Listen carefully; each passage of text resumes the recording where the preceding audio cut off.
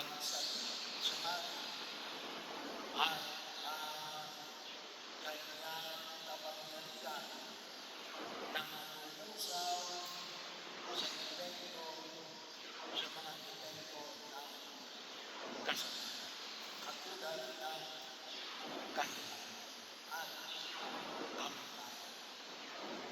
Kaya bahagi ito na kung saan pinamamanig na sa araw na ito, sa pag-akyat na Jesus, sabi na natin ay pagkatapos na muling mabuhay sa Jesus, isa sabi natin ay sana natili na lang sa Jesus sa daigdig na ito. Kailang bahagi yun na ipinaalala sa atin natin. Hindi ito ang aming destinasyon. Ang destinasyon natin yan ay tayo din ay aakyat sa langit. Katulad ng pag-akyat niya sa langit. At malulukong sa samahan ng Ama. At tayo din ay makakasama niya doon sa dakilang panahon ng ipinagkaloob sa atin. So isang biyaya ng pagkilala ng kahalagahan ng pagliligtas na Jesus sa kanyang muling pagkabuhay.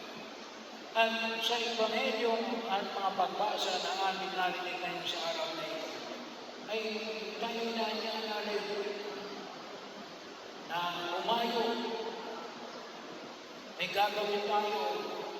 Ay hindi pwede sabihin na, tinanggap ko na si Jesus bilang aking Panginoon tagapagligtas na ako. Okay na. Manatili na lang ako roon. May pagkilos na gagawin tayo. Kasi ganun yung mabuting balita. Sabi nga ko natin, tayo inaanyan ang may kapal natin na ipahayag, ipakita, isabuhay ang turo ng ating Panginoon Jesus. Kaya bahagi yun na tayong tinatawagan, lahat ko tayo. Hindi lang ako narito sa pulpito.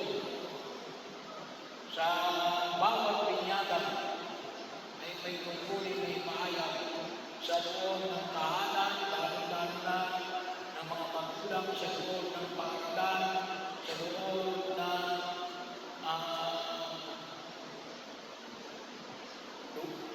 mga pamayanan ng lipunang ginagalawan natin sa loob ng simbahan, sa trabaho, ay nawa ay tinatawagan ng Diyos bilang mga magulang, kaibigan, mga namumuno.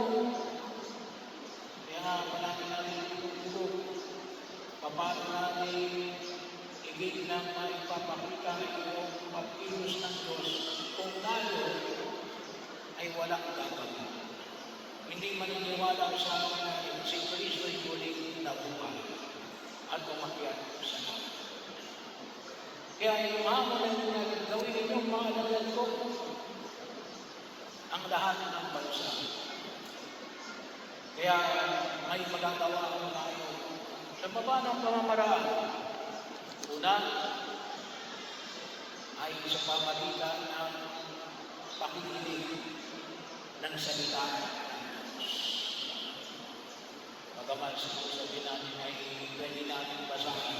Pero pakikinig, kasi yung pakikinig ay may elemento ng pagkaunawa. Mapakinggan natin yung salita ng Diyos. Kaya kapag sinabi na mga matatanda, hindi pa kasi nakikinig. Hindi sa wala kang narinig. May narinig ka pero wala kang ginawa. So kinakailangan ng pagkilos. Makinig tayo ng salita ng Diyos. Napakalaga o magsimba tayo, magkaroon ng linggo, magtilay tayo, magbasa tayo ng salita ng Diyos. Ng kanyang banal na kasulatan na sinasabi ng simbahan at yung panyaya ay pinahayag ni Jesus. At ano ba yung panyaya? Bakit? Paano may pamahayag sa Jesus kung wala kang alam tungkol sa Kanya? You cannot pour out from an empty cup.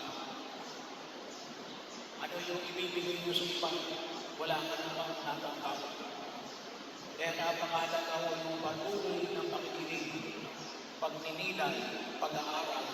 Kasi may mga bagong hamon na kinakailangan natin tugunan bilang mga mananampalataya sumusunod kay Jesus. Pangalawa, panalangin. Napakahalaga yung panalangin.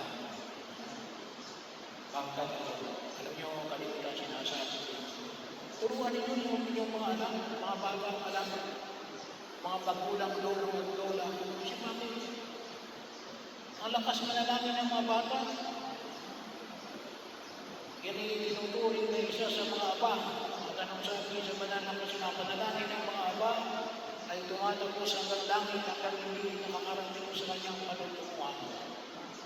At bata malamang ay ituro na sa kanila yung patuloy na pag-asa sa kapangyarihan ng Diyos. At ano nyo, yung isa sa mga bahagi ko tayo, kaya tayo nagdarasal ngayon, pakipag-usap sa Diyos. Kasi tinuturuan din tayo natin na ganito mo gawin ang pagkakahayag mo para ang mga tao ay maging alagad ko rin. So, kaya napakahalaga ko yung pakipagtunayan natin sa Diyos. So, saan nakikita natin yan? Sa panalangin. Ano ba? Sa pamamagitan ng ating pagpapahayag ng pag-ibig. Kasi yung turo na Jesus ay nakabase sa pag-ibig. Napakahalaga ko na may pamaling natin pag-ibig natin na kung saan maging bahagi ng ating pagkilos natin nang gawin natin ito, gawa ng pag-ibig. Hindi gawa ng alin. Maging sikat ako. Maging bida ako. Na makita natin pagtulad natin kay Jesus na nagbigay ng kanyang sarili para maramdaman ng tao ang pag-ibig ng Diyos.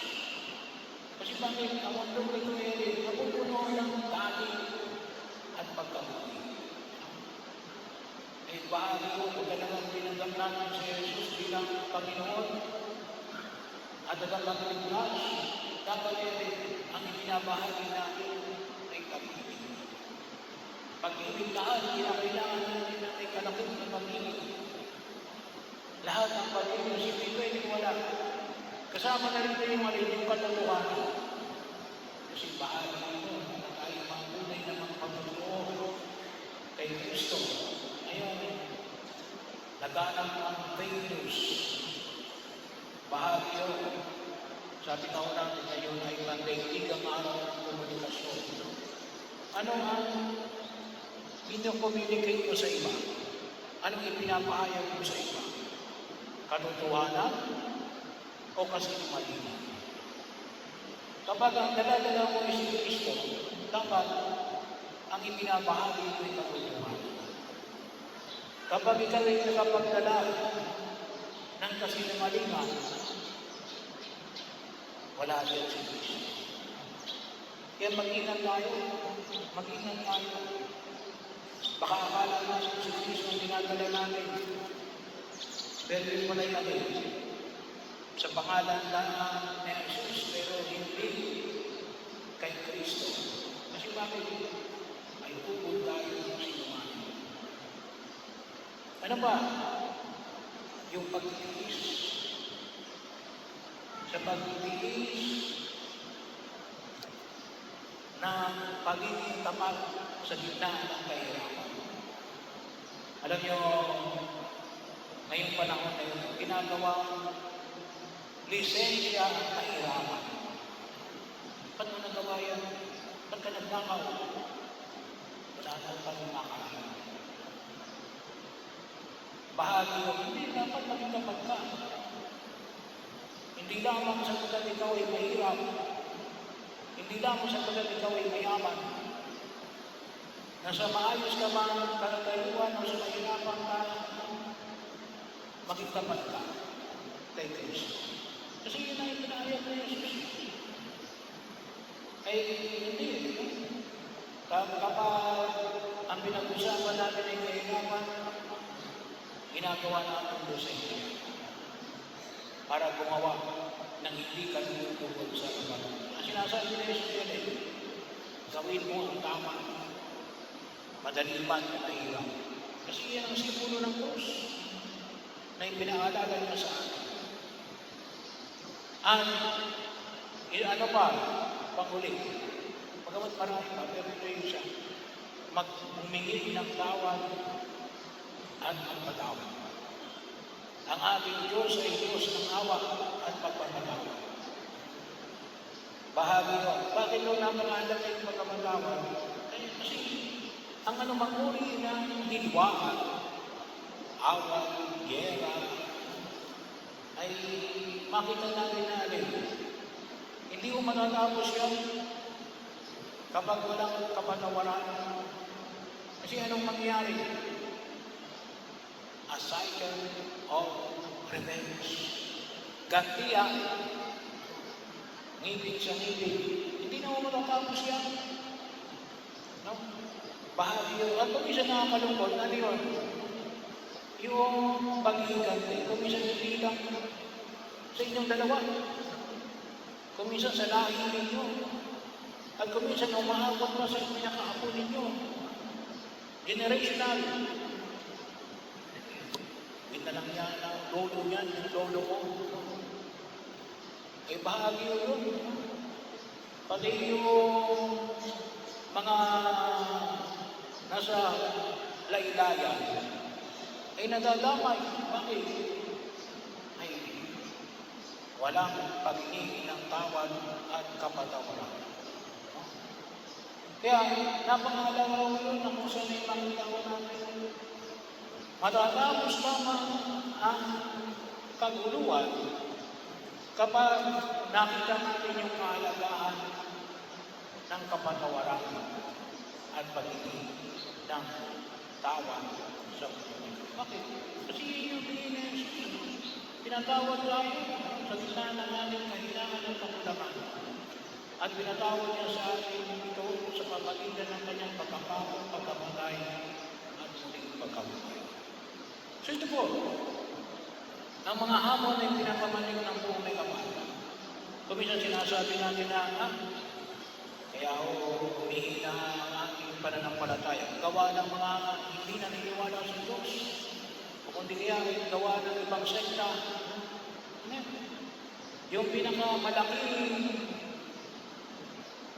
malaki din alin. Kapag tayong mga binyagang ay alin, hindi tayo naging mukha ng Kristong muling na ayaw na umakyat sa langit. Kaya ngayon umakyat sa langit, pinaalala sa atin na alin. Tayo ay para sa langit.